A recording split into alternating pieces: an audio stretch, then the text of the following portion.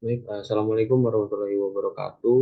Selamat pagi, siang, malam, pada yang terhormat Ibu Profesor Marina Sari dan juga Bapak Profesor Satria Bangsawan selaku dosen pengampu mata kuliah Strategi Pemasaran serta teman-teman yang saya banggakan. Dan di sini saya akan menjelaskan proyek output saya. Di sini saya mengambil judul daripada inovasi dan strategi produk baru dengan studi kasus pada kendaraan all new Honda CR-V Hybrid. Sebelum memulai eh, pemaparan materi, izinkan saya memperkenalkan diri saya terlebih dahulu. Nama saya Dimas Satritama Alwan dengan NPM 21110110066. Baik, langsung ke inti pembahasan. Di sini kita akan membahas tentang sejarah singkat dari Honda CR-V sendiri. Jadi pada tahun 1995, Honda meluncurkan sebuah mobil baru yang akan mengubah dunia SUV. Mobil itu bernama CR-V atau singkatan dari Comfortable Runabout Vehicle. CR-V dirancang sebagai mobil keluarga yang nyaman dan praktis, namun juga memiliki kemampuan off-road yang mumpuni. Di Indonesia, CR-V generasi pertama ini baru mulai dipasarkan sekitar pada tahun 2000. Mobil ini langsung menjadi populer di kalangan konsumen Indonesia dan menjadi salah satu pilihan favorit untuk mobil keluarga. Baik, di sini saya akan menjelaskan definisi dan juga konsep daripada inovasi itu sendiri. Jadi inovasi itu merujuk pada penciptaan, pengembangan, dan penerapan ide-ide baru yang membawa nilai tambah, baik dalam bentuk produk, proses, ataupun layanan. Dalam konteks produk baru, inovasi mencakup berbagai aspek seperti penggunaan teknologi baru, pemikiran kreatif, perubahan desain, atau bahkan pendekatan yang baru terhadap kebutuhan konsumen. Inovasi dapat bersifat radikal, menghasilkan perubahan besar yang memecahkan masalah atau memenuhi kebutuhan yang belum terpenuhi, atau bersifat inkremental, memberikan perbaikan atau modifikasi pada produk yang sudah ada. Inovasi adalah pendorong utama perkembangan ekonomi dan juga kemajuan dalam berbagai industri, memungkinkan perusahaan untuk tetap relevan dan bersaing.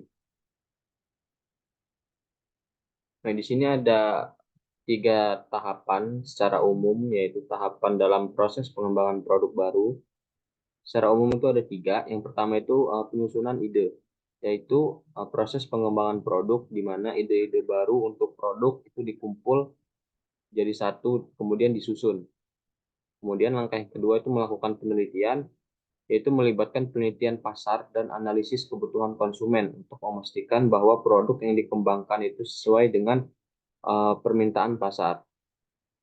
Kemudian yang ketiga itu melakukan perencanaan, yaitu tahap perencanaan strategis untuk pengembangan produk, termasuk perencanaan bisnis dan perencanaan pengembangan produk secara keseluruhan.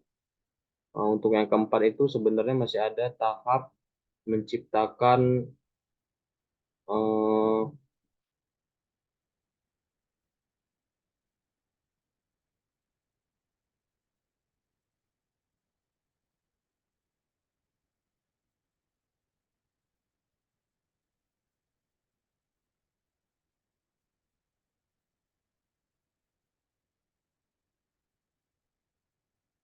baik selanjutnya adalah evaluasi strategi pemasaran.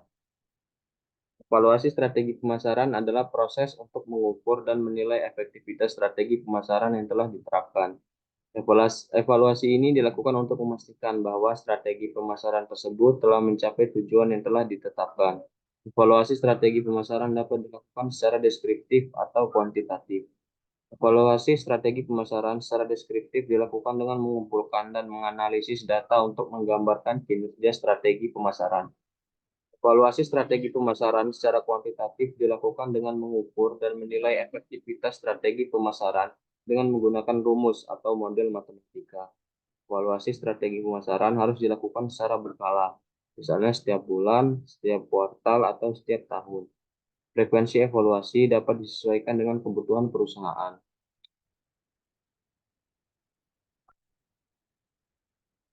Selanjutnya adalah inovasi yang dilakukan pada all new Honda CR-V Hybrid.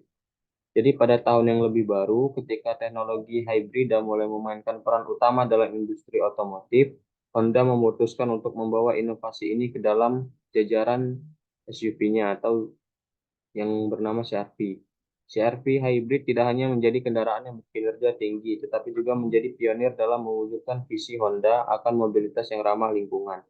Desain luar CR-V Hybrid menggambarkan kemewahan dan kecanggihan.